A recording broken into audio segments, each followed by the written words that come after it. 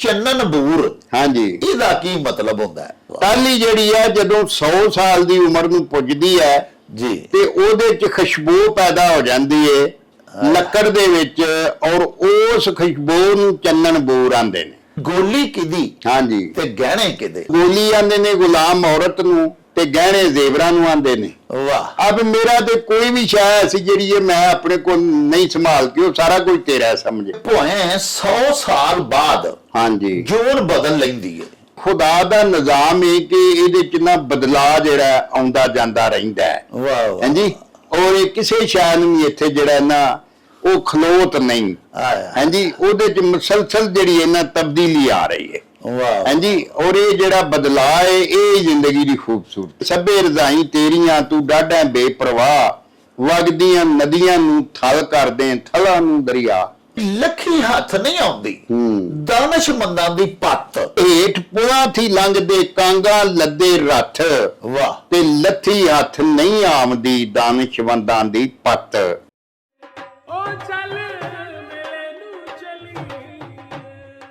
ਬਿਸਮਿल्लाहिर्रहमानिर्रहीम।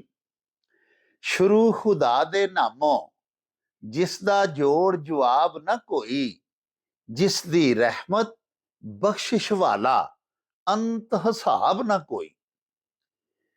ਦੁਨੀਆ ਭਰ ਵਿੱਚ ਵਸਣ ਵਾਲੇ ਪੰਜਾਬੀਓ ਤੇ ਸਾਡੇ ਪਿਆਰੇ ਵੇਖਣ ਵਾਲਿਓ, ਅਸਲਾਮੁ ਅਲੈਕੁਮ, ਸਤਿ ਸ੍ਰੀ ਅਕਾਲ, ਨਮਸਕਾਰ ਤੇ ਢੇਰ ਢੇਰ ਸਲਾਮਾਂ।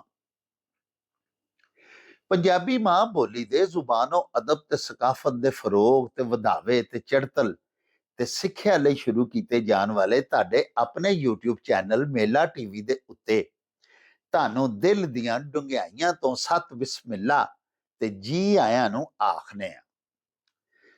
ਸਾਹਿਬੋ, ਸਾਡੀ ਇਹ ਬੇਨਤੀ ਹੈ ਵੀ ਆਪਣੇ ਮੇਲਾ ਟੀਵੀ ਨੂੰ ਸਬਸਕ੍ਰਾਈਬ ਕਰ ਲਵੋ, ਨਾਲ ਬਣਿਆ ਹੋਇਆ ਟੱਲੀ ਦਾ ਨਿਸ਼ਾਨ ਜ਼ਰੂਰ ਨੱਪਿਆ ਜੇ, ਤਾਂ ਕਿ ਸਾਡੇ तमाम ਤਰ ਨੋਟੀਫਿਕੇਸ਼ਨਸ ਵੇਲੇ ਸਿਰ ਤੁਹਾਡੇ ਤਾਈਂ ਅਪੜ ਸਕਣ।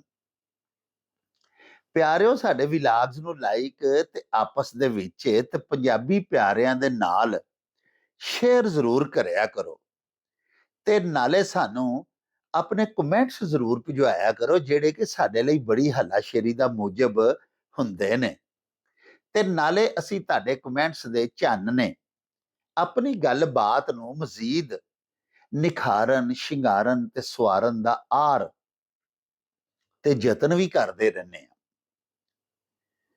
ਪਿਆਰਿਓ, ਮੌਲਾਨਾ ਰੂਮ ਬਹਿਰੁਲ ਉਲੂਮ ਇੱਕ ਬੜੀ ਹੋਈ ਮੱਤ ਭਰੀ, ਬੜੀ ਸਬਕ ਆਮੋਜ਼ ਹਕਾਇਤ ਇਸ ਤਰ੍ਹਾਂ ਬਿਆਨ ਕਰਦੇ ਨੇ ਕਿ ਇੱਕ ਵਾਰੀ ਸੁਲਤਾਨ ਮਹਿਮੂਦ ਗਜ਼ਨਵੀ ਆਪਣਾ ਦਰਬਾਰ ਸਜਾਏ ਬੈਠੇ ਸਨ। ਤਖਤੇ ਸ਼ਾਹੀ ਦੇ ਉੱਤੇ ਜਲਵਾ ਅਫਰੋਜ਼ ਸਨ। तमाम ਵਜ਼ਾਰਾ, ਉਮਰਾ, ਮੁਸਾਹਿਬੀਨ, ਹਾਜ਼ਰੀਨ ਦਸਤਬਸਤਾ ਮੌਜੂਦ ਸਨ ਸਾਹਮਣੇ। ਅਚਨਚੇਤ ਸੁਲਤਾਨ ਮਹਿਮੂਦ ਗਜ਼ਨਵੀ ਨੇ ਆਪਣੇ ਚੋਗੇ ਦੀ ਸੱਜੀ ਜੇਬ ਦੇ ਵਿੱਚ, ਸੱਜੇ ਪਾਸੇ ਖੀਸੇ ਦੇ ਵਿੱਚ ਹੱਥ ਪਾ ਕੇ ਤੇ ਪਿਆਰਿਓ ਇੱਕ ਬੜਾ ਹੀ ਖੂਬਸੂਰਤ, ਬੜਾ ਅਨਮੋਲ, ਬੜਾ ਆਬਦਾਰ ਤੇ ਚਮਕਦਾਰ ਮੋਤੀ ਬਾਹਰ ਕੱਢਿਆ। ਦਰਬਾਰ ਦੇ ਵਿੱਚ ਬੈਠੇ ਆਪਣੇ ਵਜ਼ੀਰ ਆਜ਼ਮ ਨੂੰ ਮੁਖਾਤਬ ਕਰਦਿਆਂ ਹੋਇਆਂ ਸੁਲਤਾਨ ਮਹਿਮੂਦ ਨੇ ਪੁੱਛਿਆ ਕਿ ਇਹ ਜਿਹੜਾ ਮੋਤੀ ਮੇਰੇ ਹੱਥ ਦੇ ਵਿੱਚ ਇਸ ਵੇਲੇ ਮੈਂ ਫੜਿਆ ਹੋਇਆ ਹੈ, ਇਹ ਤੁਹਾਡੀ ਜਾਚੇ ਇਹਦੀ ਕੀ ਕੀਮਤ ਹੋਣੀ? ਪਿਆਰਿਓ, ਉਸ ਮੋਤੀ ਦੀ ਚਮਕ ਦਮਕ ਤੇ ਉਹਦੀ ਆਬੋ ਤਾਬ ਸਾਰੇ ਦਰਬਾਰੀ ਜਿੰਨੇ ਮੌਜੂਦ ਸਨ, ਹਾਜ਼ਰੀਨ, ਸਭ ਦੀਆਂ ਅੱਖਾਂ ਅੱਗੇ ਹੀ ਚੁੰਧਿਆ ਗਈਆਂ ਸਨ। ਉਹ ਇੰਨਾ ਕੁ ਕੀਮਤੀ ਤੇ ਇੰਨਾ ਕੁ ਬੇਮਿਸਾਲ ਤੇ ਅਨਮੋਲ ਮੋਤੀ ਪਿਆ ਜਾਪਦਾ ਸੀ ਕਿ ਵਜ਼ੀਰ ਆਜ਼ਮ ਦੇ ਮੂੰਹੋਂ ਗੱਲ ਹੀ ਨਾ ਕੋਈ ਨਿਕਲੀ। ਉਹਨੇ ਇਹੋ ਹੀ ਆਖਿਆ ਸੁਲਤਾਨ ਨੂੰ ਜਵਾਬ ਵਿੱਚ। ਉਹਨੇ ਆਖਿਆ, ਹਜ਼ੂਰ, ਮੈਂ ਇਹਦੀ ਕੀਮਤ ਦਾ ਕੀ ਅੰਦਾਜ਼ਾ ਕਰ ਸਕਣਾ? ਮੇਰੀ ਔਕਾਤ ਬਸਾਤ ਤੋਂ ਬਾਹਰ ਹੈ। ਮੈਂ ਸਿਰਫ ਤੁਹਾਡੇ ਹਜ਼ੂਰ ਇੰਨਾ ਹੀ ਅਰਜ਼ ਕਰ ਸਕਣਾ ਕਿ ਕਈ ਮਨ ਸੋਨਾ ਜਿਹੜਾ ਨਾ ਜੀ, ਉਹਦੀ ਕੀਮਤ ਤੋਂ ਵੀ ਜ਼ਿਆਦਾ ਮਹਿੰਗਾ ਇਹ ਮੋਤੀ ਹੈ। ਸੁਲਤਾਨ ਮਹਿਮੂਦ ਗਜ਼ਨਵੀ ਨੇ ਵਜ਼ੀਰ ਆਜ਼ਮ ਦੇ ਵੱਲ ਉਹ ਮੋਤੀ ਵਧਾਇਆ ਤੇ ਵਜ਼ੀਰ ਆਜ਼ਮ ਨੂੰ ਆਖਿਆ ਕਿ ਵਜ਼ੀਰ ਆਜ਼ਮ ਇਹਨੂੰ ਤੋੜ ਦਿਓ, ਇਸ ਮੋਤੀ ਨੂੰ। ਵਜ਼ੀਰ ਆਜ਼ਮ ਆਖਿਆ ਕਿ ਹਜ਼ੂਰ, ਏਡਾ ਅਨਮੋਲ ਔਰ ਬੇਸ਼ਕੀਮਤ ਮੋਤੀ ਮੈਂ ਕਿਸ ਤਰ੍ਹਾਂ ਤੋੜ ਦਿਆਂ? ਨਾਲੇ ਮੈਂ ਤੇ ਜਨਾਬ ਦਾ ਖਾਕਸਾਰ ਹਾਂ, ਸੇਵਕ ਹਾਂ, ਖਾਦਮ ਹਾਂ। ਮੇਰਾ ਤੇ ਉਹਦਾ ਮਰਤਬਾ ਤੇ ਫਰਜ਼ ਇਹ ਵੇ ਕਿ ਜਨਾਬ ਦੀ ਜਾਨੋ ਮਾਲ, ਤੁਹਾਡੇ ਖਜ਼ਾਨੇ ਦੀ, ਤੁਹਾਡੀ ਹਿਫਾਜ਼ਤ ਕਰਾਂ। ਤੇ ਏਡਾ ਕੀਮਤੀ ਮੋਤੀ ਜਿਹੜਾ ਜਨਾਬ ਦੇ ਖਜ਼ਾਨੇ ਦੇ ਵਿੱਚ ਏ, ਜਨਾਬ ਦੇ ਕਬਜ਼ੇ ਦੇ ਵਿੱਚ ਏ, ਉਹਨੂੰ ਮੈਂ ਕਿਸ ਤਰ੍ਹਾਂ ਤੋੜ ਦਿਆਂ? ਹਜ਼ੂਰ, ਮੈਂ ਜੁਰਤ ਨਹੀਂ ਕਰ ਸਕਦਾ। ਮੈਂ ਤੁਹਾਡਾ ਤੇ ਤੁਹਾਡੇ ਮਾਲ ਦਾ ਮੁਹਾਫਿਜ਼ ਹਾਂ। ਸੁਲਤਾਨ ਮਹਿਮੂਦ ਗਜ਼ਨਵੀ ਖੁਸ਼ ਹੋਏ ਆਪਣੇ ਵਜ਼ੀਰ ਆਜ਼ਮ ਦਾ ਜਵਾਬ ਸੁਣ ਕੇ, ਤੇ ਉਹਨਾਂ ਨੂੰ ਖਿਲਤ ਦੇ ਨਾਲ ਤੇ ਇਨਾਮੋ ਇਕਰਾਮ ਦੇ ਨਾਲ ਨਵਾਜ਼ਿਆ ਤੇ ਬੜੀ ਉਹਨਾਂ ਦੀ ਤਾਰੀਫ ਕੀਤੀ। ਉਹਨਾਂ ਨੂੰ ਕਿਹਾ ਬੈਠ ਜਾਓ। ਕੁਝ ਦੇਰ ਹੋਰ ਦੀਗਰ ਗੱਲਾਂ ਬਾਤਾਂ ਹੁੰਦੀਆਂ ਰਹੀਆਂ। ਫਿਰ ਸੁਲਤਾਨ ਮਹਿਮੂਦ ਗਜ਼ਨਵੀ ਨੇ ਹਾਜ਼ਰੀਨ ਦੇ ਵਿੱਚ ਬੈਠੇ ਹੋਏ ਆਪਣੇ ਨਾਇਬ ਵਜ਼ੀਰ ਨੂੰ ਮੁਖਾਤਬ ਕਰਦਿਆਂ ਹੋਇਆ ਆਖਿਆ ਕਿ ਤੁਸੀਂ ਦੱਸੋ ਹਾਂ ਨਾਇਬ ਵਜ਼ੀਰ ਸਾਹਿਬ, ਤੁਹਾਡੀ ਜਾਚੇ ਇਹ ਜਿਹੜਾ ਮੋਤੀ ਏ ਮੇਰੇ ਹੱਥ 'ਚ ਫੜਿਆ ਆ, ਇਹਦੀ ਕੀ ਕੀਮਤ ਹੋਣੀ ਹੈ? ਉਹਨੇ ਵੀ ਅੱਗੋਂ ਪਿਆਰਿਓ ਇਹੋ ਹੀ ਜਵਾਬ ਦਿੱਤਾ। ਉਹਨੇ ਆਖਿਆ ਜੀ, ਮੇਰੇ ਤੇ ਕਿਆਸ ਤੋਂ ਵੀ ਵੱਧ, ਮੇਰੀ ਸੋਚ ਤੋਂ ਵੀ ਜ਼ਿਆਦਾ ਕੀਮਤ ਦਾ ਇਹ ਮੋਤੀ ਹੈ। ਮੈਂ ਇਹਦੇ ਬਾਰੇ ਤੁਹਾਨੂੰ ਕੀ ਦੱਸ ਸਕਦਾ? ਮੈਂ ਪੂਰੀ ਜ਼ਿੰਦਗੀ ਦੇ ਵਿੱਚ ਏਡਾ ਆਬਦਾਰ, ਏਡਾ ਸ਼ਾਨਦਾਰ ਮੋਤੀ ਕਦੀ ਵੇਖਿਆ ਹੀ ਨਹੀਂ। ਉਹਦੀ ਕੀਮਤ ਦਾ ਮੈਂ ਕੀ ਗਵੇੜ ਲਾ ਸਕਦਾ? ਬਾਦਸ਼ਾਹ ਨੇ ਹੁਕਮ ਦਿੱਤਾ ਤੇ ਲਓ ਫਿਰ ਇਹ ਮੋਤੀ ਨੂੰ ਤੋੜ ਦਿਓ। ਉਹਨੇ ਵੀ ਪਿਆਰਿਓ ਉਹੀ ਵਜ਼ੀਰ ਆਜ਼ਮ ਵਾਲਾ ਜਵਾਬ ਦਿੱਤਾ। ਉਹਨੇ ਆਖਿਆ ਜੀ, ਖਾਕਸਾਰ ਦੀ ਤੇ ਡਿਊਟੀ ਇਹ ਵੇ, ਮੇਰਾ ਤੇ ਫਰੀਜ਼ਾ ਇਹ ਵੇ ਕਿ ਜਨਾਬ ਦੇ ਜਾਨੋ ਮਾਲ ਦੀ ਰਾਖੀ ਕਰਾਂ। ਤੇ ਤੁਹਾਡੀ ਏਡੀ ਕੀਮਤੀ ਮਤਾ, ਤੁਹਾਡਾ ਏਡਾ ਕੀਮਤੀ ਅਸਾਸਾ, ਤੁਹਾਡੀ ਮਲਕੀਅਤ ਇਹ ਮੋਤੀ ਜਿਹੜਾ ਪਤਾ ਨਹੀਂ ਕਰੋੜਾਂ ਕਿ ਅਰਬਾਂ ਦਾ ਇਹ ਕੀਮਤ ਦਾ ਹਾਮਿਲ ਹੈ, ਮੈਂ ਇਹਨੂੰ ਕਿਵੇਂ ਤੋੜ ਦਿਆਂ? ਬਾਦਸ਼ਾਹ ਮੁਸਕਰਾਇਆ, ਖੁਸ਼ ਹੋਇਆ। ਉਹਨੇ ਉਹਨੂੰ ਵੀ ਖਿਲਤ ਦੇ ਨਾਲ ਨਵਾਜ਼ਿਆ, ਇਨਾਮੋ ਇਕਰਾਮ ਤੇ ਰੁਤਬਾ ਮਰਤਬਾ ਉਹਦਾ ਵਧਾਇਆ ਤੇ ਉਹਨੂੰ ਕਿਹਾ ਤਸ਼ਰੀਫ ਰੱਖੋ। ਅਲ ਗਰਜ਼ ਪਿਆਰਿਓ ਅਮੀਰੁਲ ਉਮਰਾ ਦਰਬਾਰ ਦੇ ਵਿੱਚ ਮੌਜੂਦ ਸੀ। ਉਹਦੇ ਨਾਲ ਵੀ ਇਸੇ ਤਰ੍ਹਾਂ ਹੀ ਸੁਲਤਾਨ ਮਹਿਮੂਦ ਗਜ਼ਨਵੀ ਨੇ ਸਵਾਲ ਕੀਤਾ ਕਿ ਇਹ ਕਿੰਨੀ ਮਾਲੀਅਤ ਦਾ ਮੋਤੀ ਹੈ। ਉਹਨੇ ਵੀ ਉਸੇ ਤਰ੍ਹਾਂ ਹੀ ਪਰਤਾਵਾ ਦਿੱਤਾ ਜਿਵੇਂ ਵਜ਼ੀਰ ਆਜ਼ਮ ਨੇ ਤੇ ਨਾਇਬ ਵਜ਼ੀਰ ਨੇ ਜਵਾਬ ਦਿੱਤਾ ਸੀ। ਉਹਨੂੰ ਵੀ ਜਦੋਂ ਸੁਲਤਾਨ ਮਹਿਮੂਦ ਨੇ ਆਖਿਆ ਵੀ ਇਹਨੂੰ ਤੋੜ ਦੇ ਮੋਤੀ ਨੂੰ, ਉਸ ਫੇਰ ਉਹੋ ਹੀ ਪਰਤਾਵਾ ਦਿੱਤਾ ਜਿਹੜਾ ਉਹਦੇ ਪੇਸ਼ ਰਹੋ ਉਹਦੇ ਤੋਂ ਪਹਿਲੇ ਵਜ਼ੀਰ ਆਜ਼ਮ, ਨਾਇਬ ਵਜ਼ੀਰ ਜਿਹੜਾ ਜਵਾਬ ਸੁਲਤਾਨ ਨੂੰ ਦੇ ਚੁੱਕੇ ਸਨ। ਸੁਲਤਾਨ ਨੇ ਪਿਆਰਿਓ ਉਹਨੂੰ ਵੀ ਨਵਾਜ਼ਿਆ, ਖਿਲਤ ਫਾਖਰਾ ਦੇ ਨਾਲ ਨਵਾਜ਼ਿਆ, ਉਹਦਾ ਰੁਤਬਾ ਮਰਤਬਾ ਵਧਾ ਦਿੱਤਾ, ਇਨਾਮੋ ਇਕਰਾਮ ਵੀ ਦਿੱਤਾ। ਅਲ ਗਰਜ਼ ਕਾਫੀ ਲੋਕਾਂ ਦੇ ਨਾਲ ਉਹਨੇ ਇਹੋ ਹੀ ਸਵਾਲ ਕੀਤਾ ਵੀ ਇਹ ਮੋਤੀ, ਇਹਦੀ ਕੀਮਤ ਕੀ ਹੈ? ਜਦੋਂ ਉਹ ਜਵਾਬ ਦਿੰਦੇ, ਕਿਉਂਕਿ ਉਹ ਬਾਦਸ਼ਾਹ ਦੇ ਦਸਤੇ ਕੁਦਰਤ ਦੇ ਵਿੱਚ ਫੜਿਆ ਹੋਇਆ ਮੋਤੀ ਸੀ ਤੇ ਬਾਦਸ਼ਾਹ ਦੀ ਚੀਜ਼ ਦੀ ਤਾਰੀਫ ਕਰਦੇ ਨੇ ਸਾਰੇ ਹੀ ਲੋਕ। ਸਭ ਨੂੰ ਪਤਾ ਹੁੰਦਾ ਕਿ ਬਾਦਸ਼ਾਹ ਖੁਸ਼ ਹੋਵੇਗਾ ਤਾਰੀਫ ਸੁਣ ਕੇ।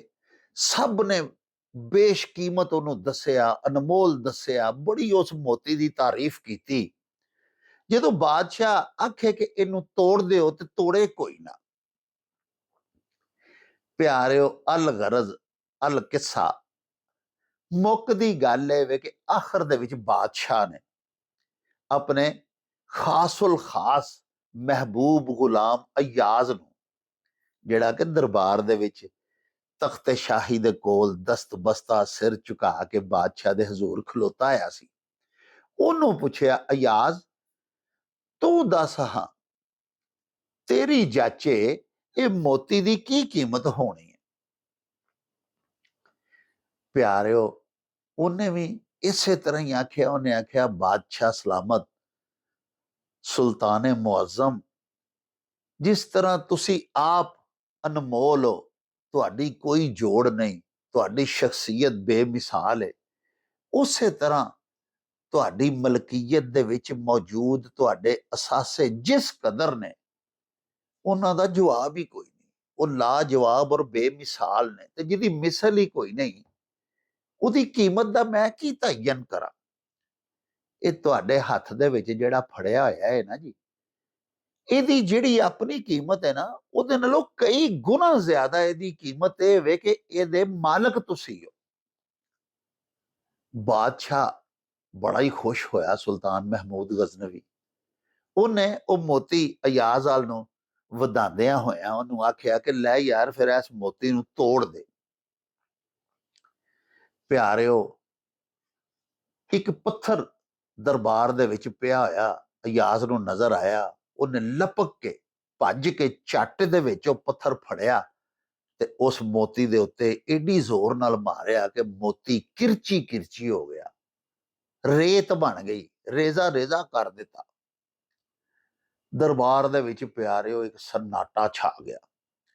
ਉਹ तमाम ਬਾਦਸ਼ਾਹ ਦੇ ਵਜ਼ਾਰਾ, ਉਮਰਾ, ਮੁਸਾਹਿਬੀਨ ਜਿੰਨੇ ਸਨ, ਹਾਸ਼ੀਆ ਬਰਦਾਰ, ਹਰ ਵਕਤ ਜਿਨ੍ਹਾਂ ਦਾ ਕੰਮ ਹੀ ਇਹ ਹੁੰਦਾ ਕਿ ਬਾਦਸ਼ਾਹ ਦੀ ਤਾਰੀਫ ਕਰਦਿਆਂ ਰਹਿਣਾ, ਉਹਦੀ ਤੌਸੀਫ ਬਿਆਨ ਕਰਦਿਆਂ ਰਹਿਣਾ, ਉਹ ਸਾਰੇ ਸ਼ਸ਼ਦਰ ਰਹਿ ਗਏ। ਉਹਨਾਂ ਆਖਿਆ, ਓਏ ਜ਼ਾਲਮਾ, ਇਹ ਤੂੰ ਕੀ ਕੀਤਾ? ਤੈਨੂੰ ਨਹੀਂ ਪਤਾ ਸੁਲਤਾਨ ਮੁਅੱਜ਼ਮ ਦਾ ਕਿਸ ਕਦਰ ਕੀਮਤੀ, ਜਿਹਦੀ ਕੀਮਤ ਹੀ ਕੋਈ ਨਹੀਂ, ਉਹ ਬੇਸ਼ਕੀਮਤ ਮੋਤੀ ਤੂੰ ਫੜ ਕੇ ਕਿਰਚੀ ਕਿਰਚੀ ਕਰ ਛੱਡਿਆ। ਹੁਣ ਸੁਲਤਾਨ ਮਹਿਮੂਦ ਜਿਹੜਾ ਸੀ, ਉਹ ਵੀ ਅਯਾਜ਼ ਵੱਲ ਦੇਖ ਰਿਹਾ ਸੀ ਤੇ ਨਿਮਾ ਨਿਮਾ ਮੁਸਕਰਾ ਰਿਹਾ ਸੀ। ਉਹਨੇ ਅਯਾਜ਼ ਨੂੰ ਪੁੱਛਿਆ, ਉਹਨੇ ਆਖਿਆ, ਤੇਰੇ ਤੋਂ ਪਹਿਲੇ ਮੈਂ ਜਿਹਨੂੰ ਵੀ ਆਖਿਆ ਕਿ ਇਸ ਮੋਤੀ ਨੂੰ ਤੋੜ ਦੇ, ਕਿਸੇ ਹਾਮੀ ਨਹੀਂ ਭਰੀ, ਔਰ ਮੈਂ ਉਹਨਾਂ ਨੂੰ ਇਨਾਮਾਤ ਵੀ ਦਿੱਤੇ, ਉਹਨਾਂ ਨੂੰ ਖਿਲਤਾਂ ਬਖਸ਼ੀਆਂ, ਇਕਰਾਮ ਦੇ ਨਾਲ ਉਹਨਾਂ ਨੂੰ ਨਵਾਜ਼ਿਆ। ਤੂੰ ਵੀ ਇਹ ਸਭ ਕੁਝ ਪਿਆ ਵੇਖਣਾ ਸੈਂ, ਤੈਨੂੰ ਖਿਆਲ ਨਹੀਂ ਆਇਆ ਕਿ ਮੈਂ ਮੋਤੀ ਨਾ ਤੋੜਾਂ ਤੇ ਮੈਂ ਵੀ ਖਿਲਤ ਹਾਸਲ ਕਰਾਂ, ਬਾਦਸ਼ਾਹ ਕੋਲੋਂ ਇਨਾਮ ਇਕਰਾਮ ਲਵਾਂ? ਤੂੰ ਉਹਨੂੰ ਫੜ ਕੇ ਤੇ ਕਿਰਚੀ ਕਿਰਚੀ ਕਰ ਛੱਡਿਆ, ਭੰਨ ਕੇ। ਪਿਆਰਿਓ, ਅਯਾਜ਼ ਨੇ ਅੱਗੋਂ ਜਵਾਬ ਦਿੱਤਾ। ਉਹਨੇ ਆਖਿਆ, ਹਜ਼ੂਰ ਸੁਲਤਾਨ ਮੁਅੱਜ਼ਮ, ਗੁਜ਼ਾਰਿਸ਼ ਇਹ ਵੇ ਕਿ ਇਹ ਮੋਤੀ ਭਾਵੇਂ ਸਾਰੀ ਦੁਨੀਆ ਦਾ ਸਭ ਤੋਂ ਅਨਮੋਲ ਮੋਤੀ ਤੇ ਹੀਰਾ ਹੋਵੇ, ਭਾਵੇਂ ਸਾਰੀ ਦੁਨੀਆ, ਸਾਰਾ ਜੱਗ ਰਲ ਕੇ ਇਹਦੀ ਕੀਮਤ ਨਾ ਪਾ ਸਕਦਾ ਹੋਵੇ, ਇਹ ਬੜਾ ਹੀ ਕੀਮਤੀ, ਬੜਾ ਹੀ ਅਨਮੋਲ, ਮੈਂ ਮੰਨਣਾ, ਲੇਕਿਨ ਤੁਹਾਡੇ ਹੁਕਮ ਤੋਂ ਜ਼ਿਆਦਾ ਕੀਮਤੀ ਇਹ ਨਹੀਂ। ਤੁਹਾਡਾ ਹੁਕਮ ਜਿਹੜਾ ਹੈ, ਉਹਨੂੰ ਮੰਨਣਾ ਮੇਰੀ ਜ਼ਿੰਦਗੀ ਦਾ ਮਕਸਦ ਹੈ। ਮੇਰੀ ਜਾਨ ਮਾਲ ਹਰ ਸ਼ੈ ਤੁਹਾਡੇ ਤੋਂ ਕੁਰਬਾਨ ਹੈ। ਇਹ ਮੋਤੀ ਕੀ ਚੀਜ਼ ਹੈ? ਤੁਹਾਡਾ ਹੁਕਮ ਤੋੜਨਾ ਮੈਨੂੰ ਕਿਸੇ ਸੂਰਤ ਕਬੂਲ ਨਹੀਂ ਸੀ, ਇਸ ਵਾਸਤੇ ਮੈਂ ਮੋਤੀ ਤੋੜ ਦਿੱਤਾ। ਮੋਤੀ ਤੋੜਨਾ ਮੈਂ ਸੁਖਾਲਾ ਸਮਝਦਾ ਸਾਂ। ਮੋਤੀ ਤੋੜਨਾ ਭਾਵੇਂ ਕਿੱਡਾ ਵੀ ਕੀਮਤੀ ਹੈ, ਮੇਰੇ ਲਈ ਬੜਾ ਸੁਖਾਲਾ ਹੈ, ਤੇ ਜਨਾਬ ਦਾ ਹੁਕਮ ਤੋੜਨਾ, ਹੁਕਮ ਅਦੂਲੀ ਕਰਨਾ, ਇਹ ਮੇਰੇ ਵਾਸਤੇ ਮੁਮਕਿਨ ਹੀ ਨਹੀਂ। ਮੈਂ ਮਰ ਸਕਣਾ, ਲੇਕਿਨ ਤੁਹਾਡਾ ਹੁਕਮ ਨਹੀਂ ਮੈਂ ਟਾਲ ਸਕਦਾ। ਇਹ ਜਿਹੜੇ ਮੇਰੇ ਮੁਅੱਜ਼ਜ਼ੀਨ, ਵਜ਼ਾਰਾ, ਉਮਰਾ ਤੁਹਾਨੂੰ ਜਵਾਬਾਤ ਦਿੰਦੇ ਰਹੇ, ਉਹ ਠੀਕ ਹੈ, ਜੋ ਮਰਜ਼ੀ ਉਹਨਾਂ ਨੇ ਦੁਨੀਆ ਵੀ ਖੱਟੀ, ਉਹਨਾਂ ਮਨਸਬ ਵੀ ਕਮਾਏ, ਤੁਹਾਡੇ ਦਸਤੇ ਸਖਾਵਤ ਤੋਂ ਫੈਜ਼ ਯਾਬ ਹੋਏ, ਤੁਸੀਂ ਉਹਨਾਂ ਨੂੰ ਨਵਾਜ਼ਿਆ, ਲੇਕਿਨ ਮੇਰੀ ਸਰਕਾਰ, ਮੈਨੂੰ ਤੁਸੀਂ ਨਾ ਨਵਾਜ਼ੋ। ਤੁਹਾਡੇ ਜ਼ੁਬਾਨ ਮੁਬਾਰਕ ਦੇ ਵਿੱਚੋਂ ਨਿਕਲੇ ਹੋਏ ਲਫ਼ਜ਼ ਤੇ ਮੈਂ ਉਹਨਾਂ ਨੂੰ ਨਾ ਮੰਨਾਂ, ਤੁਹਾਡਾ ਮੈਂ ਹੁਕਮ ਤੋੜ ਦਿਆਂ, ਇਹ ਨਹੀਂ ਮੈਨੂੰ ਕਬੂਲ। ਇਹੋ ਜਿਹੇ 100 ਮੋਤੀ, 1000 ਮੋਤੀ ਆਖੋ ਤੇ ਮੈਂ ਤੋੜ ਦਿਆਂ, ਤੁਹਾਡਾ ਹੁਕਮ ਨਹੀਂ ਮੈਂ ਤੋੜ ਸਕਦਾ, ਨਾ ਮੋੜ ਸਕਣਾ। ਪਿਆਰਿਓ, ਸੁਲਤਾਨ ਮਹਿਮੂਦ ਗਜ਼ਨਵੀ ਬੜਾ ਹੀ ਖੁਸ਼ ਹੋਇਆ। ਉਹਨੇ ਆਪਣੇ तमाम ਮੁਸਾਹਿਬੀਨ ਨੂੰ ਆਖਿਆ ਕਿ ਵੇਖੋ ਬੰਦਿਆਂ ਦੇ ਵਿੱਚ ਕਈ ਅਜਿਹੀਆਂ ਖੂਬੀਆਂ ਹੁੰਦੀਆਂ ਨੇ ਜਿਨ੍ਹਾਂ ਦੀ ਵਜ੍ਹਾ ਤੋਂ ਉਹ ਮਹਿਬੂਬ ਖਲਾਇਕ ਬਣ ਜਾਂਦੇ ਨੇ, ਤੇ ਦੂਸਰੇ ਲੋਕ ਉਹਨਾਂ ਦੀਆਂ ਖੂਬੀਆਂ ਦੀ ਨਕਲ ਕਰਨ ਦੀ ਬਜਾਏ ਉਹਨਾਂ ਨਾਲ ਹਸਦ ਕਰਨ ਲੱਗ ਪੈਂਦੇ ਨੇ, ਉਹਨਾਂ ਤੋਂ ਜਲਨ ਸੜਨ ਲੱਗ ਪੈਂਦੇ। ਪਿਆਰਿਓ, ਇਸ ਕਹਾਣੀ ਦੇ ਵਿੱਚ, ਇਸ ਹਕਾਇਤ ਦੇ ਵਿੱਚ ਮੌਲਾਨਾ ਰੂਮ ਸਾਨੂੰ ਦੱਸਣਾ ਇਹ ਚਾਹੁੰਦੇ ਨੇ ਕਿ ਦੁਨਿਆਵੀ ਮਨਸਬ, ਮਰਾਤਬ, ਅਹੁਦੇ, ਮਾਲੋ ਦੌਲਤ ਜਿੰਨੀ ਮਰਜ਼ੀ ਸਾਨੂੰ ਮਿਲ ਰਹੀ ਹੋਵੇ, ਸਾਨੂੰ ਉਹਦੇ ਤੇ ਲਾਹਨਤ ਪਾ ਦੇਣੀ ਚਾਹੀਦੀ ਹੈ, ਉਹਨੂੰ ਤੁਤਕਾਰ ਦੇਣਾ ਚਾਹੀਦਾ, ਲੇਕਿਨ ਸਾਨੂੰ ਸ਼ਹਿਨशाह ਦਾ, ਆਪਣੇ ਅੱਲਾਹ ਪਾਕ ਦਾ, ਉਸ ਮਾਲਕੇ ਹਕੀਕੀ ਦਾ ਹੁਕਮ ਨਹੀਂ ਟਾਲਣਾ ਚਾਹੀਦਾ। ਪਿਆਰਿਓ, ਅਸੀਂ ਅੱਲਾਹ ਪਾਕ ਦੇ ਹੁਕਮ ਨਹੀਂ ਮੰਨਦੇ, ਅੱਲਾਹ ਪਾਕ ਦਾ ਆਖਾ ਮੋੜ ਦਿੰਦੇ ਆ, ਅੱਲਾਹ ਪਾਕ ਦੇ ਅਹਕਾਮਾਤ ਤੋੜ ਦਿੰਦੇ ਆ। ਦੁਨਿਆਵੀ ਜਾਹੋ ਹਸ਼ਮ, ਦੁਨਿਆਵੀ ਮਾਲੋ ਜ਼ਰ ਇਕੱਠਾ ਕਰਨ ਦੇ ਵਾਸਤੇ, ਦੁਨਿਆਵੀ ਰੁਤਬੇ ਮਨਾਸਬ ਹਾਸਲ ਕਰਨ ਦੇ ਵਾਸਤੇ ਅੱਲਾਹ ਪਾਕ ਸੱਚੇ ਸਾਹਿਬ ਦੇ ਅਹਕਾਮਾਤ ਪਸੇ ਪੁਸ਼ਤ ਸੱਟ ਦਿੰਦੇ ਆ। ਇਹ ਬਹੁਤ ਵੱਡਾ ਪਾਪ ਹੈ। ਹਰ ਸ਼ੈ ਕੁਰਬਾਨ ਕਰ ਦੇਣੀ ਚਾਹੀਦੀ ਹੈ, ਹਰ ਸ਼ੈ ਤਤਕਾਰ ਦੇਣੀ ਚਾਹੀਦੀ ਹੈ, ਰੱਦ ਕਰ ਦੇਣੀ ਚਾਹੀਦੀ ਹੈ, ਲੇਕਿਨ ਸ਼ਹਿਨशाह ਅੱਲਾਹ ਪਾਕ ਜਿਹੜੇ ਨੇ ਸ਼ਹਿਨशाह ਹੈ ਹਕੀਕੀ, ਉਹਨਾਂ ਦਾ ਹੁਕਮ ਸਾਨੂੰ ਨਹੀਂ ਮੋੜਨਾ ਚਾਹੀਦਾ। ਇਹ ਇਸ ਜਿਹੜੀ ਹਕਾਇਤ ਹੈ ਇਹਦੇ ਵਿੱਚ ਸਾਨੂੰ ਦੱਸਿਆ ਗਿਆ ਹੈ। ਪਿਆਰਿਓ, ਆਓ ਚਲੀਏ ਤੁਹਾਡੇ ਭੇਜੇ ਹੋਏ ਅਖਾਣ ਤੇ ਸਵਾਲਾਤ ਲੈ ਕੇ ਬਾਬਾ ਜੀ ਇਹਸਾਨ ਬਾਜਵਾ ਹੋਰਾਂ ਦੀ ਖਿਦਮਤ ਦੇ ਵਿੱਚ ਉਹਨਾਂ ਦੇ ਪਿੰਡ ਗਖੜਵਾਲੀ ਬਾਕੀ ਗੱਲਾਂ ਬਾਤਾਂ ਉੱਥੇ ਹੀ ਚੱਲ ਕੇ ਤੁਹਾਡੇ ਨਾਲ ਸਾਂਝੀਆਂ ਕਰਾਂਗੇ। ਆਓ ਸਾਡੇ ਨਾਲ।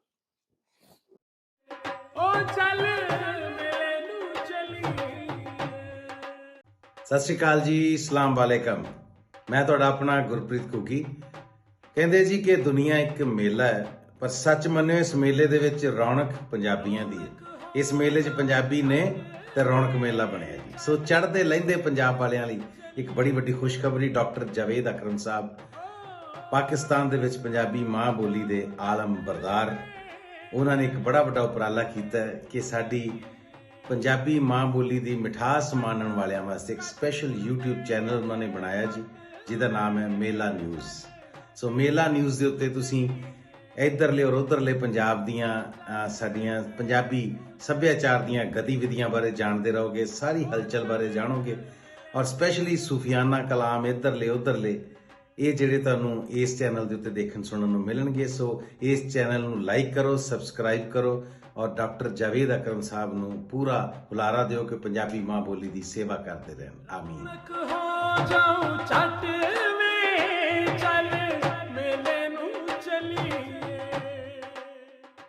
अस्सलामुअलैकुम जनाब बाजवा साहब जी। बिस्मिल्लाह जी। डॉक्टर साहब वालेकुम सलाम जनाब जी। आयन जी, की हाल चाल है जी? अल्लाह पाक दा एहसान, अल्लाह पाक दा करम है जी। ते वड्डी जनाब खुशी ये वे कि चलो जनाब हमसाए मुल्क दे नाल साडी लड़ाई बंद हो गई है। ਸਾਡੇ ਉਧਰ ਵੀ ਮਿੱਤਰ ਵਸਦੇ ਨੇ, ਵੇਖੋ ਨਾ ਜਨਾਬ, ਉਹ ਵੀ ਸਾਡਾ ਪੰਜਾਬ, ਇਹ ਵੀ ਸਾਡਾ।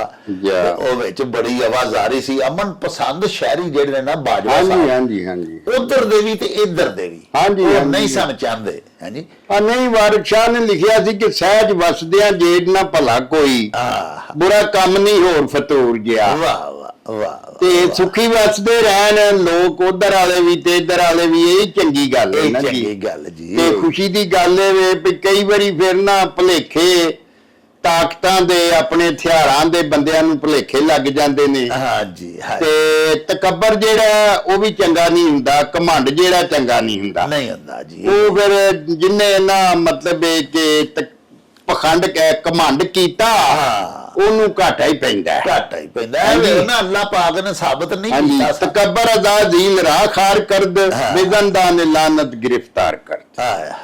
ਇਸ ਵਾਸਤੇ ਭਲੇ ਦੀ ਗੱਲ ਕਰਨੀ ਚਾਹੀਦੀ ਹੈ, ਭਲੇ ਦੀ ਆਵਾਜ਼ ਲਾਣੀ ਚਾਹੀਦੀ ਹੈ ਜੀ।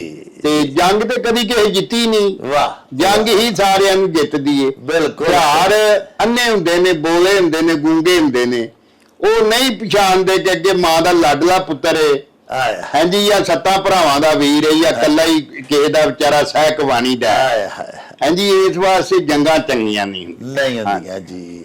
ਅੱਛਾ ਜਨਾਬ ਬਾਜਵਾ ਸਾਹਿਬ, ਸਤਦੇਵ ਸ਼ਰਮਾ ਜੀ ਨੇ, ਜੀ ਜੀ, ਸਾਡੇ ਬੜੇ ਹੀ ਪਿਆਰੇ ਵੀਰ ਤੇ ਮਿੱਤਰ ਨੇ ਜੀ, ਜੀ। ਅਮਰੀਕਾ 'ਚ ਵਸਦੇ ਨੇ। ਉਹਨਾਂ ਜਨਾਬ ਇੱਕ ਤੇ ਸਵਾਲ ਇਹ ਪੁੱਛਿਆ ਵੀ ਚੰਨਨ ਬੂਰ, ਹਾਂਜੀ ਇਹਦਾ ਕੀ ਮਤਲਬ ਹੁੰਦਾ ਹੈ?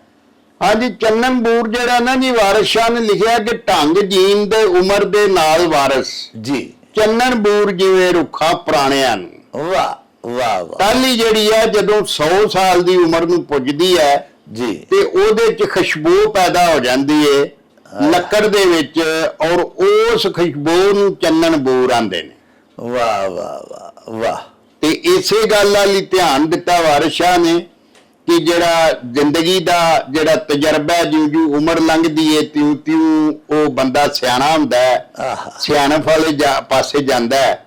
40 ਸਾਲਾਂ ਤੱਕ ਤੇ ਤੁਹਾਨੂੰ ਪਤਾ ਮਾਂ ਦੇ ਦੁੱਧ ਦਾ ਅਸਰ ਬੰਦੇ 'ਚ ਰਹਿੰਦਾ ਹੈ ਜੀ, ਔਰ ਜਿੰਨਾ ਚਿਰ ਮਾਂ ਦੇ ਦੁੱਧ ਦਾ ਅਸਰ ਰਹਿੰਦਾ ਉਹਨਾਂ ਚਿਰ ਉਹਦੇ 'ਚ ਬਾਲਕ ਪੁਣੇ ਵਾਲੀ ਸੋਚ ਰਹਿੰਦੀ ਹੈ। ਹਾਂਜੀ ਹਾਂਜੀ ਹਾਂਜੀ, ਤੇ ਇਹ ਚੰਨਨ ਬੂਰ ਉਹ ਖੁਸ਼ਬੂ ਜਿਹੜੀ ਟਾਹਲੀ ਨੂੰ 100 ਸਾਲ ਜਦੋਂ ਦੀ ਟਾਹਲੀ ਹੋ ਜਾਏ ਤੇ ਸਿੰਘ ਵਾਂਗਰ ਕਾਲੀ ਹੋ ਜਾਏ ਔਰ ਉਹਦੀ ਲੱਕੜ ਦੇ ਅੰਦਰ ਖੁਸ਼ਬੂ ਪੈਦਾ ਹੋ ਜਾਂਦੀ ਹੈ। ਵਾਹ ਵਾਹ। ਤੇ ਪੁਰਾਣੇ ਜ਼ਮਾਨੇ 'ਚ ਉਹਦਾ ਜਿਹੜਾ ਫਰਨੀਚਰ ਹੈ ਉਹਨੂੰ ਬੜਾ ਪਸੰਦ ਕੀਤਾ ਜਾਂਦਾ। ਹਾਂਜੀ ਯਾਨੀ ਚੰਨਨ ਬੂਰ ਟਾਹਲੀ 100 ਸਾਲ ਦੀ ਨੂੰ ਲੱਗਦਾ ਹੈ। ਹਾਂਜੀ ਤੇ ਬਾਜਵਾ ਸਾਹਿਬ ਬੰਦਾ ਵੀ ਫਿਰ ਜਿਉਂ ਸਿਆਣਾ ਹੁੰਦਾ ਹਾਂਜੀ ਹਾਂਜੀ, ਵੱਧਦੀ ਜਾਂਦੀ, ਮਤਲਬ ਉਹ ਸਿਆਣਾ ਚੱਜ ਹੁੰਦਾ ਜਾਂਦਾ, ਉਹਦਾ ਤਜਰਬਾ ਵੱਧਦਾ ਤਜਰਬਾ। ਵਾਹ ਵਾਹ। ਅੱਛਾ ਜਨਾਬ, ਇਸੇ ਹੀ ਸਾਡੇ ਜਿਹੜੇ ਵੀਰ ਨੇ ਸਤਦੇਵ ਸ਼ਰਮਾ ਜੀ, ਜੀ ਜੀ, ਇਹਨਾਂ ਜਨਾਬ ਇੱਕ ਅਖਾਣ ਵੀ ਭੇਜਿਆ।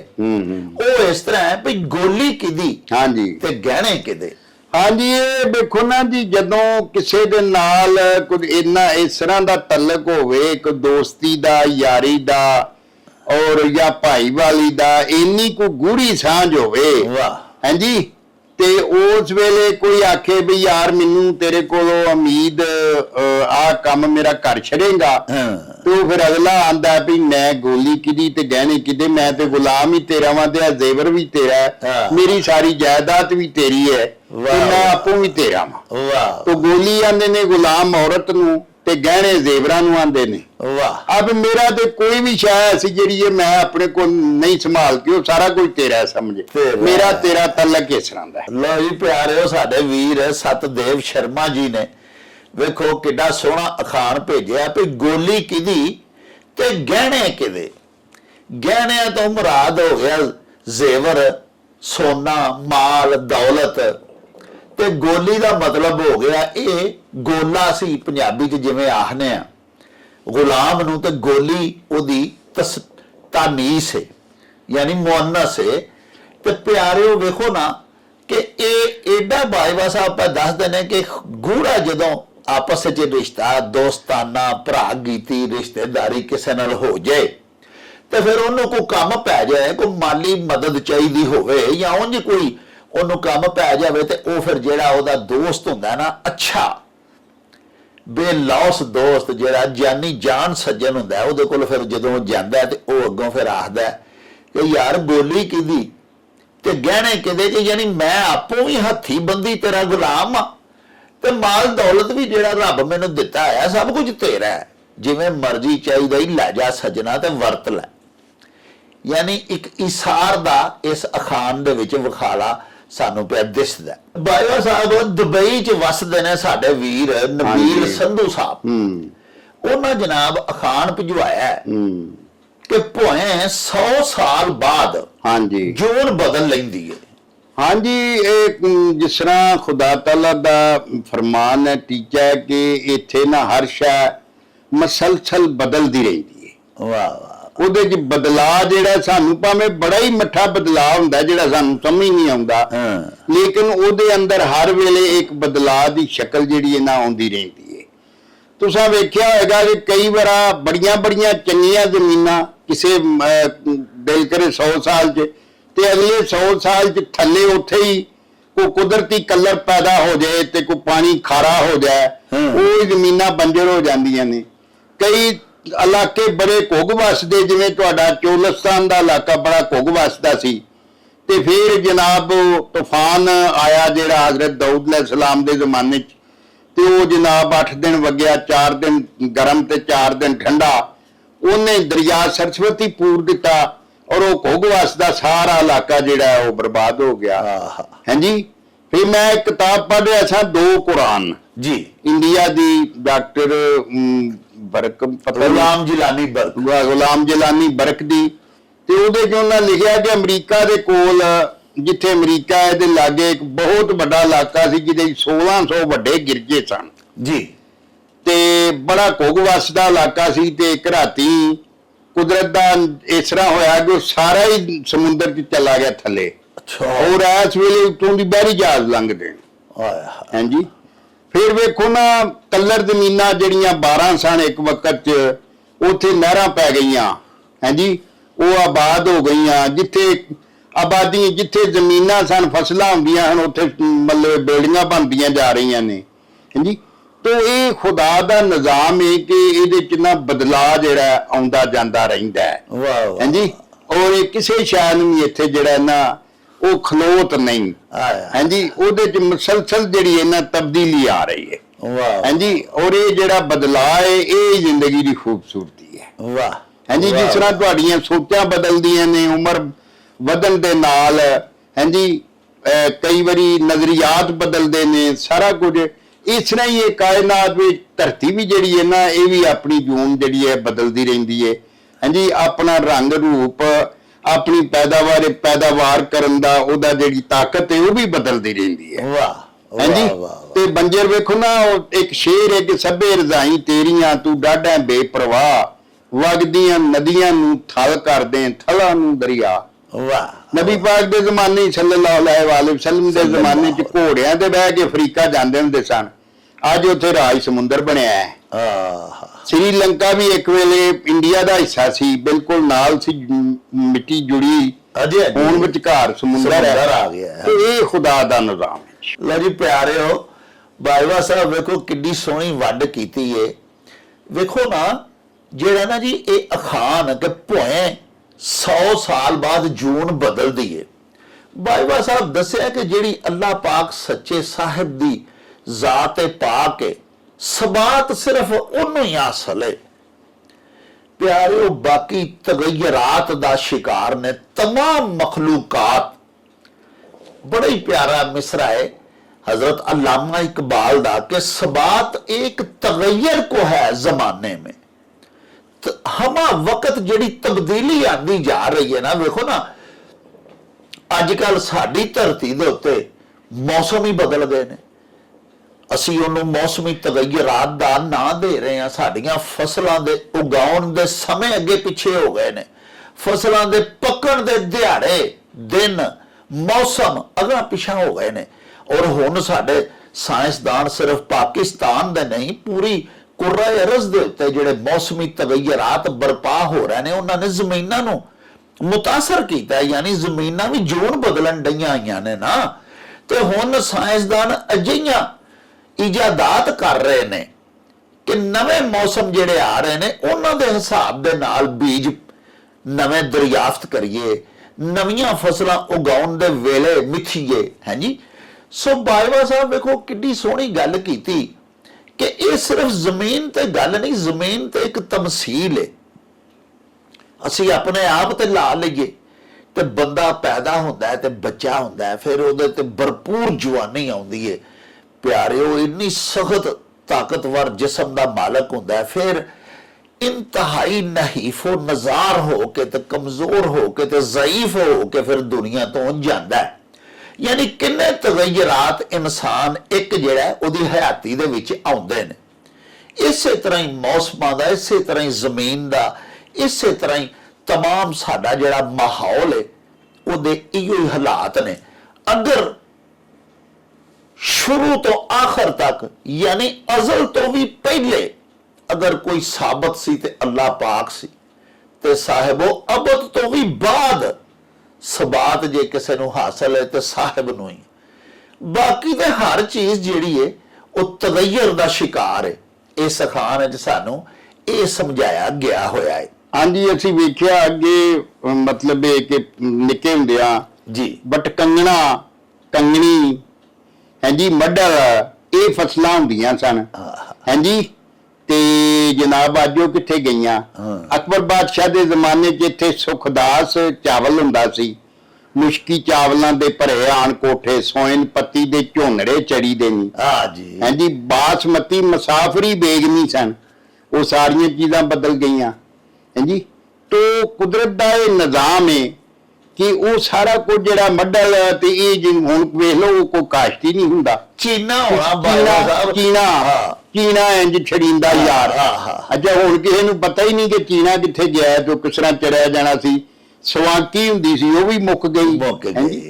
ਤੇ ਇਹ ਕੁਦਰਤ ਦਾ ਨਿਜ਼ਾਮ ਹੈ ਕਿ ਅਦਲਾ ਬਦਲੀ, ਤਬਦੀਲੀ ਆਈ ਜਾ ਰਹੀ ਹੈ। ਨਵੀਆਂ ਫਸਲਾਂ, ਨਵੇਂ ਸਿਲਸਿਲੇ, ਹਾਂਜੀ, ਤੇ ਨਵਾਂ ਮੁਹਾਰ ਬਣਦਾ ਜਾ ਰਿਹਾ ਹੈ। ਤੇ ਇਹ ਕੁਦਰਤ ਫਿਰ ਬਾਬਾ ਸਾਹਿਬ ਜ਼ਮੀਨਾਂ ਇਸ ਤਰ੍ਹਾਂ ਵੀ ਜ਼ਮੀਨਾਂ ਨੇ ਜੂਨ ਬਦਲ ਲਈ ਹਾਂਜੀ ਕਿ ਇਹ ਤੁਹਾਡੇ ਨਾਲ ਵੇਖੋ ਨਾ, ਜ਼ਫਰਵਾਲ, ਸ਼ਕਰਗੜ੍ਹ, ਇੱਥੇ ਇੰਨੇ ਮਸਰ ਹੁੰਦੇ ਹਾਂਜੀ ਹਾਂਜੀ ਤੇਲ ਇੰਨਾ ਹੁੰਦਾ ਸੀ, ਹੱਦ ਹੀ ਕੋਈ ਨਹੀਂ ਹੈ। ਹਾਂਜੀ, ਹੁਣ ਉਹ ਫਸਲਾਂ ਇੱਧਰ ਹੁੰਦੀਆਂ ਹੀ ਨਹੀਂ। ਤਰਜੀਹਾਤ ਬੰਦਿਆਂ ਦੀਆਂ ਬਦਲ ਗਈਆਂ।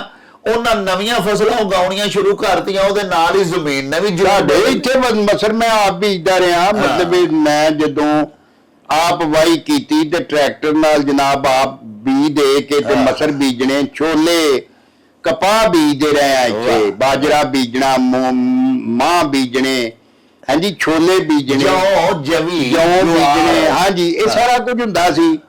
ਤੇ ਉਹ ਜਨਾਬ ਮੁੱਕੀ ਗਿਆ। ਹਾਂਜੀ, ਤੇ ਸਾਰਾ ਕੁਝ ਬਦਲ ਗਿਆ। ਆਬਾਦੀ ਬਾਈਵਾ ਸਾਹਿਬ ਇੰਨੀ ਵੱਧ ਗਈ ਕਿ ਹੁਣ ਕਣਕ ਤੇ ਚੌਲ, ਦੋ ਚੀਜ਼ਾਂ ਤੇ ਜ਼ੋਰ ਹੈ। ਹਾਂਜੀ, ਅਸੀਂ ਤਾਂ ਮੰਨ ਵੇਖੋ ਨਾ, ਅਸੀਂ ਜਦੋਂ ਨਿੱਕੇ ਸਾਂ ਜੀ, ਤੇ ਸਾਡੇ ਬਜ਼ੁਰਗਾਂ ਬਹਿਣਾ ਤੇ ਆਖਣਾ ਵੀ ਯਾਰ ਫਲਾਣੇ ਜੱਟ ਦੀ 10 ਮਾਣੀਆਂ ਕਣਕ ਹੋਈ ਹੈ, ਤੇ 10 ਮਾਣੀਆਂ ਕੀ 100 ਮਣ। ਤੇ ਅੱਜ ਅਸੀਂ ਉਹ ਕਿੱਲੇ ਜੋ 100 ਮਣ ਪਿਆ ਨਿਕਲਦਾ, ਜਾਂ 1.5 ਕਿੱਲੇ ਜੋ 100 ਮਣ ਪਿਆ ਨਿਕਲਦਾ।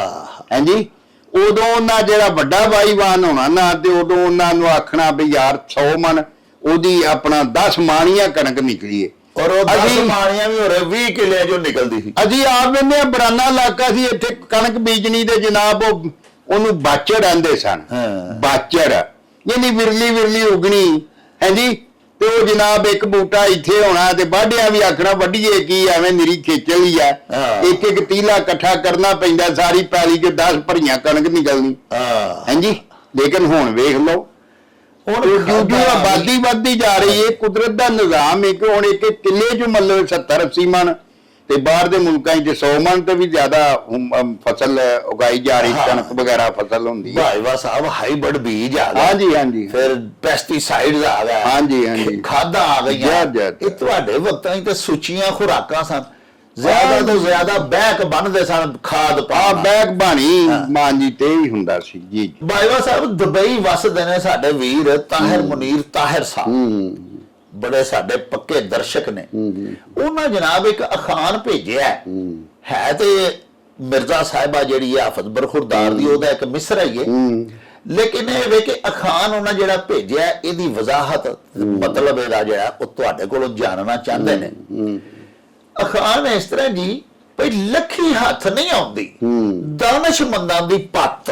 ਹਾਂਜੀ, ਇਹਦੇ ਬਾਰੇ ਚ ਦੱਸਿਆ ਜਾਂਦਾ ਕਿ ਇਹ ਜਿਹੜਾ ਨਾ, ਜਦੋਂ ਦੁੱਲਾ ਭੱਟੀ ਜੀ ਉਹਨੇ ਅੰਗਰੇਜ਼ਾਂ ਆਪਣਾ ਮੁਗਲਾਂ ਦੇ ਨਾਲ ਪਿੜ ਬੰਨਿਆ ਹੋਇਆ ਸੀ। ਜੀ ਤੇ ਤੁਹਾਨੂੰ ਪਤਾ ਹੈ ਦੁੱਲੇ ਭੱਟੀਆਂ ਦਾ ਤੇ ਮੁਗਲਾਂ ਦਾ ਰੌਲਾ ਬੁਨਿਆਦੀ ਇਹ ਸੀ ਕਿ ਉਹ ਹਾਕਮ ਜਿਹੜੇ ਸਨ ਧੱਕੇ ਨਾਲ ਪੱਤਾ ਗਰਾਂਦੇ ਸਨ, ਤੇ ਜਦੋਂ ਇੱਥੋਂ ਲੰਘਦੇ ਸਨ ਫਸਲਾਂ ਉਜਾੜਦੇ ਸਨ ਜੀ, ਤੇ ਜਿੱਥੋਂ ਦੀ ਮਰਜ਼ੀ ਜਨਾਬ ਉਹ ਲਸ਼ਕਰ ਉਹਨਾਂ ਦੇ ਘੋੜੇ ਲੰਘਣੇ, ਫਿਰ ਜਿੱਥੇ ਮਰਜ਼ੀ ਉਹਨਾਂ ਪੜਾਅ ਕਰਨਾ ਤੇ ਛੱਡ ਛੜਨੇ ਚੁਗਣ ਲਈ ਲੋਕਾਂ ਦੀਆਂ ਫਸਲਾਂ ਦੇ ਵਿੱਚ। ਜੀ ਇਸ ਗੱਲ ਤੋਂ ਦੁੱਲੇ ਭੱਟੀ ਦਾ ਜਿਹੜਾ ਦਾਦਾ ਸੀ, ਸਾਂਦਲ ਜਿਹਨੂੰ ਆਂਦੇ ਸਨ, ਜਿਹਦਾ ਨਾਮ ਬਿਜਲੀ ਖਾਨ ਸੀ ਜੀ, ਉਹਨੇ ਇਹਨਾਂ ਦੇ ਨਾਲ ਮਤਲਬ ਉਹਨੇ ਆਖਿਆ ਵੀ ਤੁਸੀਂ ਗਲਤ ਕਰਦੇ ਹੋ, ਇੱਥੋਂ ਫੱਡਾ ਪੈ ਗਿਆ। ਫਿਰ ਉਹਦਾ ਪੁੱਤਰ ਜਿਹੜਾ ਦੁੱਲੇ ਭੱਟੀ ਦਾ ਬਾਪ ਸੀ, ਬਾਬਾ ਫਰੀਦ ਭੱਟੀ, ਉਹ ਵੀ ਇਹ ਫਿਰ ਜਨਾਬ ਇਹਨਾਂ ਨੇ ਬਗਾਵਤ ਸ਼ੁਰੂ ਕਰਤੀ ਮੁਗਲਾਂ ਦੇ ਨਾਲ ਜੀ। ਔਰ ਇਹਨਾਂ ਨੇ ਆਪਣੀ ਮਤਲਬ ਇਹ ਤੁਸੀਂ ਸਮਝ ਲਓ ਆਰਮੀ ਬਣਾਈ ਸੀ ਉਸ ਵੇਲੇ। ਫਿਰ ਇਹਨਾਂ ਨੇ ਆਉਂਦਿਆਂ ਜਾਂਦਿਆਂ ਉਹਨਾਂ ਦੀਆਂ ਡਾਲੀਆਂ ਲੁੱਟਣੀਆਂ ਜੀ। ਤੇ ਕਿਉਂਕਿ ਦਰਿਆ ਦੋ ਪੈਂਦੇ ਸਨ, ਪਰਾਂ ਜੇਹਲਮ ਸੀ ਬੇਰੇ ਦੇ ਕੋਲ, ਉਰਾ ਚਨਾਹ ਸੀ ਪਿੰਡੀ ਭੱਟੀਆਂ ਦੇ ਕੋਲ ਜੀ। ਤੇ ਜਿਹੜਾ ਇਹਦਾ ਵਿਚਕਾਰ ਇਲਾਕਾ ਸੀ ਸਾਰਾ, ਉਹਦੇ ਚ ਮਤਲਬ ਤੇ ਕੁਝ ਇਧਰ ਦੇ ਇਲਾਕੇ 'ਚ ਸਾਰਾ ਇਹਨਾਂ ਦਾ, ਯਾਨੀ ਤੁਸੀਂ ਸਮਝ ਲਓ ਰਾਜ ਸੀ ਭੱਟੀਆਂ ਦਾ। ਜੀ ਜੀ। ਔਰ ਉਹਨਾਂ ਫਿਰ ਜਨਾਬ ਇਹਨਾਂ ਦੀਆਂ ਡਾਲੀਆਂ ਲੁੱਟਣੀਆਂ ਸ਼ੁਰੂ ਕਰਤੀਆਂ ਤੇ ਦਰਿਆ ਤੇ ਜ਼ਾਹਰ ਲੰਘਣਾ ਹੁੰਦਾ ਸੀ ਤੇ ਉਹਨਾਂ ਵੇਖਣਾ ਹੁੰਦਾ ਸੀ ਕਾਂਗ ਤੇ ਨਹੀਂ ਆਈ ਕਿਤੇ ਦਰਿਆ 'ਚ। ਤੇ ਦਰਿਆ ਜਦੋਂ ਥੱਲੇ ਜਾਂਦਾ ਨੀਵਾਂ ਹੋਏਗਾ ਉਦੋਂ ਹੀ ਲੰਘਿਆ ਜਾ ਸਕਦਾ ਸੀ। ਜੀ ਜੀ। ਉਹ ਫਿਰ ਇੰਜ ਕਰਦਿਆਂ ਇਹਨਾਂ ਨੇ ਬਗਾਵਤ 'ਚ ਜ਼ਿੰਦਗੀ ਗੁਜ਼ਾਰੀ। ਫਿਰ ਇਹਨਾਂ ਬਾਦਸ਼ਾਹਾਂ ਨੇ, ਮੁਗਲਾਂ ਨੇ ਫੜ ਕੇ ਤੇ ਜਿਹੜਾ ਸੀ ਬਿਜਲੀ ਖਾਨ ਤੇ ਬਾਬੇ ਫਰੀਦ ਨੂੰ ਫਾਂਸੀ ਲਾਤਾ। ਉਸ ਵੇਲੇ ਦੁੱਲਾ ਛੋਟਾ ਹੀ ਸੀ।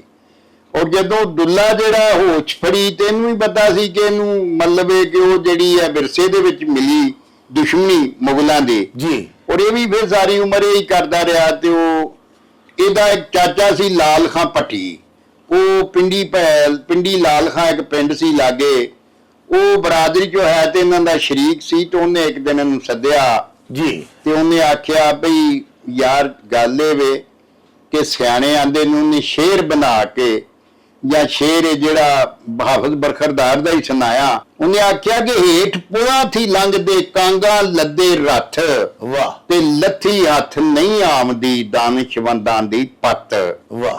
ਕਿ ਦੁੱਲਿਆ ਤੂੰ ਮੁਗਲਾਂ ਨਾਲ ਵੈਰ ਵਿੱਢਿਆ ਯਾਰ, ਤੇਰੇ ਪਿਓ ਤੇ ਦਾਦੇ ਨੂੰ ਵੀ ਉਹਨਾਂ ਫਾਂਸੀ ਲਾਤੀ ਤੇ ਯਾਰ ਛੱਡ ਦੇ, ਬਾਦਸ਼ਾਹਾਂ ਨਾਲ ਮਤੱਕਾ ਲਾਣਾ ਬੜਾ ਔਖਾ ਕੰਮ ਏ।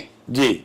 ਤੇ ਨਾਲ ਉਹਨਾਂ ਕਿਹਾ ਕਿ ਹੇਠ ਪੁਲਾਂ ਥੀ ਲੰਘਦੇ, ਕਿ ਪਾਣੀ ਜਿੰਨਾ ਮਰਜ਼ੀ ਉੱਚਾ ਹੋ ਕੇ ਆਵੇ ਅਖੀਰ ਉਹਨੂੰ ਪੁਲਾਂ ਦੇ ਥੱਲਿਓਂ ਦੀ ਲੰਘਣਾ ਪੈਂਦਾ ਹੈ। ਇਸ ਵਾਸਤੇ ਇੱਜ਼ਤ ਜਦੋਂ ਬੰਦੇ ਦੀ ਦਾਨਿਸ਼ਵੰਦ ਦੀ ਲੈ ਜੇ ਤੇ ਉਹਨੂੰ ਵਾਪਸ ਲੱਖੀ ਹਜ਼ਾਰੀ ਵੀ ਨਹੀਂ ਆਉਂਦੀ। ਤੇ ਤੂੰ ਇਸ ਗੱਲ ਨੂੰ ਛੱਡ ਦੇ। ਤੇ ਉੱਥੇ ਉਹੋ ਹੀ ਕਿੱਸੇ ਦਾ ਅਗਲਾ ਸ਼ੇਰ ਜਿਹੜਾ ਦੁੱਲੇ ਭੱਟੀ ਨੇ ਉਹਨੂੰ ਸੁਣਾਇਆ ਸੀ ਕਿ ਅਤੜੀ ਪਾਣੀ ਚਾੜਦੇ ਮਾਣੂ ਮਰਦ ਸਲੱਗ। ਅਤੜ ਆਂਦੇ ਸਨ ਕਿਆਰੇ ਦੇ ਵਿੱਚ ਜਦੋਂ ਖੂਹਾਂ ਦੀ ਵਾਹੀ ਹੁੰਦੀ ਸੀ ਤੇ ਜਿਹੜੇ ਪਾਣੀ ਵਾਰੇ ਸਨ ਨਾ, ਜਿਹੜੀ ਪਾਣੀ ਲਾਣ ਵਾਲੇ ਨੂੰ ਪਾਣੀ ਵਾਰਾ ਆਂਦੇ ਸਨ। ਜੀ। ਵਾਰਾ ਜਿਹੜਾ ਇਹ ਸਿੰਧੀ ਦੇ ਵਿੱਚ, ਪੰਜਾਬੀ ਚ ਵਾਰਾ ਬਣਦਾ ਹੈ ਤੇ ਸਿੰਧੀ ਚ ਵਾਰਾ ਬਣਦਾ ਹੈ, ਕਿਉਂਕਿ ਉਹ ਰੇ ਦੀ ਜਗ੍ਹਾ ਤੇ ਲਾਮ, ਸਾਡੀ ਲਾਮ ਦੀ ਜਗ੍ਹਾ ਤੇ ਉਹ ਰੇ ਬੋਲਦੇ ਨੇ। ਜੀ। ਅੱਛਾ, ਜਿਸ ਤਰ੍ਹਾਂ ਉਹ ਕਾਲੇ ਨੂੰ ਕਾਰਾ ਆਂਦੇ ਨੇ, ਕਾਲੀ ਨੂੰ ਕਾਰੀ ਆਂਦੇ ਨੇ। ਤੋ ਜਿਹੜੇ ਸਲੱਗ ਪਾਣੀ ਲਾਣ ਵਾਲੇ ਸਨ ਨਾ ਜੀ, ਉਹ ਜਦੋਂ ਕਿਆਰਿਆਂ ਦੇ ਵਿੱਚ ਅੱਤੜ ਆਂਦੇ ਸਨ, ਸਭ ਤੋਂ ਉੱਚੀ ਜਿਹੜੀ ਢੇਮ ਹੁੰਦੀ ਸੀ। ਜਿੰਨਾ ਚਿਰ ਉਹ ਪੀਚ ਨਹੀਂ ਸੀ ਜਾਂਦੀ, ਉਹ ਭਿੱਜ ਨਹੀਂ ਸੀ ਜਾਂਦੀ ਪਾਣੀ ਦੇ ਵਿੱਚ, ਉਹਨਾਂ ਚਿਰ ਉਹ ਅਗਲੇ ਕਿਆਰੇ ਪਾਣੀ ਨਹੀਂ ਸਨ ਲਾਂਦੇ। ਜੀ ਜੀ। ਤੇ ਅਤੜੀ ਪਾਣੀ ਚਾੜਦੇ ਮਾਣੂ ਮਰਦ ਸਲੱਗ, ਮਾਣੂ ਬੰਦੇ ਨੂੰ ਆਂਦੇ ਨੇ, ਸਿੰਧੀ ਚ ਵੀ ਮਾਣੂ ਹੀ ਆਂਦੇ ਨੇ, ਸਿੰਧੀ ਮਾਣੂ। ਤੇ ਮਰਦ ਸੁਲੱਗ ਜਿਹੜੇ ਖੂਬੀਆਂ ਦੇ ਮਾਲਕ ਮਰਦ ਨੇ, ਕਿਉਂਕਿ ਜਿਹੜਾ ਕੁਲੱਗ ਹੁੰਦਾ ਹੈ ਉਹ ਬੇਖੂਬੀਆਂ ਵਾਲਾ ਹੁੰਦਾ ਹੈ। ਪੰਜਾਬੀ ਜਦੋਂ ਕਾਫ ਪਹਿਲਾਂ ਲੱਗ ਜਾਏ ਤੇ ਉਹਦੇ ਮਾਇਨੇ ਉਲਟ ਹੋ ਗਏ। ਜਿਹੜਾ ਸੁਲੱਗ ਨਹੀਂ ਉਹ ਕੁਲੱਗੇ। ਤੇ ਜਿਹੜੇ ਮਤਲਬ ਇਹ ਸੁਲੱਗ ਲੋਕ ਨੇ, ਅਸੂਲਾਂ ਵਾਲੇ ਨੇ, ਹਾਂਜੀ, ਉਹ ਲੋਕ ਉਸ ਢੇਮ ਨੂੰ ਵੀ ਭਿਉਂ ਕੇ ਛੱਡਦੇ ਨੇ ਤੇ ਜਿਉਂਦੇ ਹਾਰ ਨਹੀਂ ਮੰਨਦੇ ਸਿਰੀ ਜਿਨ੍ਹਾਂ ਦੀ ਪੱਗ। ਔਰ ਜਿਨ੍ਹਾਂ ਪੱਗ ਸਿਰ ਤੇ ਉੱਤੇ ਬੰਨੀ ਹੋਈ ਹੈ ਉਹ ਜਿਉਂਦੇ, ਜਿਨ੍ਹਾਂ ਸ਼ਰਾਫਤ ਦੀ, ਭਲਮਾਨਸੀ ਦੀ, ਅਸੂਲਾਂ ਦੀ ਪੱਗ ਸਿਰ ਤੇ ਬੰਨੀ ਹੋਈ ਹੈ, ਉਹ ਜਿਉਂਦੀ ਜਾਣੇ ਕਦੀ ਵੀ ਹਾਰ ਨਹੀਂ ਮੰਨਦੇ। ਜ਼ੁਲਮ ਦੇ ਅੱਗੇ, ਅਨਿਆਂ ਦੇ ਅੱਗੇ, ਨਾਇਨਸਾਫੀ ਦੇ ਅੱਗੇ, ਜ਼ਬਰ ਦੇ ਅੱਗੇ ਉਹ ਕਦੀ ਸਿਰ ਨੀਵਾਂ ਨਹੀਂ ਕਰਦੇ। ਲਓ ਜੀ ਪਿਆਰਿਓ, ਸਾਡੇ ਵੀਰ ਤਾਹਿਰ ਮੁਨੀਰ ਤਾਹਿਰ ਸਾਹਿਬ ਨੇ ਦੁਬਈ ਤੋਂ ਜਿਹੜਾ ਅਖਾਨ ਭੇਜਿਆ, ਇਹ ਮਿਸਰਾ ਹੈ ਇੱਕ ਸ਼ੇਰ ਦਾ। ਤੇ ਲੱਖੀ ਹੱਥ ਨਹੀਂ ਆਵਦੀ ਦਾਨਿਸ਼ਮੰਦਾਂ ਦੀ ਪੱਤ। ਬਾਜਵਾ ਸਾਹਿਬ ਆਖਿਆ ਵੀ ਲੱਥੀ ਹੱਥ ਨਹੀਂ ਆਵਦੀ ਦਾਨਿਸ਼ਮੰਦਾਂ ਦੀ ਪੱਤ। ਬਹਰਹਾਲ ਪਿਆਰਿਓ, ਮਤਲਬ ਇਹਦਾ ਇਹ ਹੀ ਹੈ ਕਿ ਜੇ ਇੱਕ ਵਾਰੀ ਕਿਸੇ ਬਾਇਜ਼ਤ ਆਦਮੀ ਦੀ ਇੱਜ਼ਤ ਰੁੱਲ ਜਾਏ ਤੇ ਉਹ ਲੱਖਾਂ ਖਰਚ ਕਰਕੇ ਵੀ ਵਾਪਸ ਨਹੀਂ ਆਉਂਦੀ।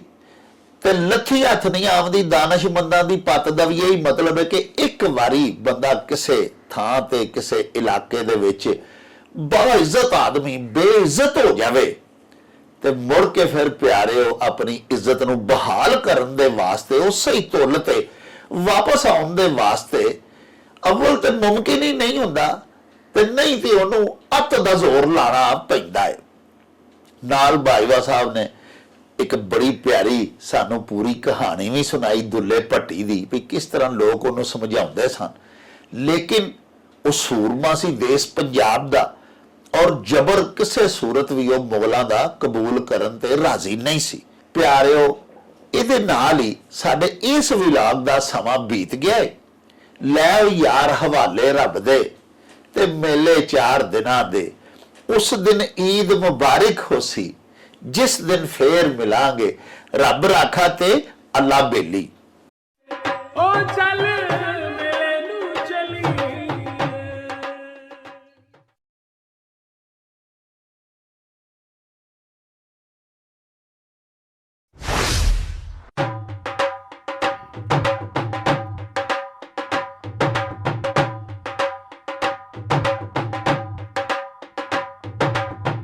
ਰੌਣਕ ਹੋ ਜਾਊ ਛੱਟ ਵੇ, ਚੱਲ ਮੇਲੇ ਨੂੰ ਚਲੀਏ। ਓ ਰੌਣਕ ਹੋ ਜਾਊ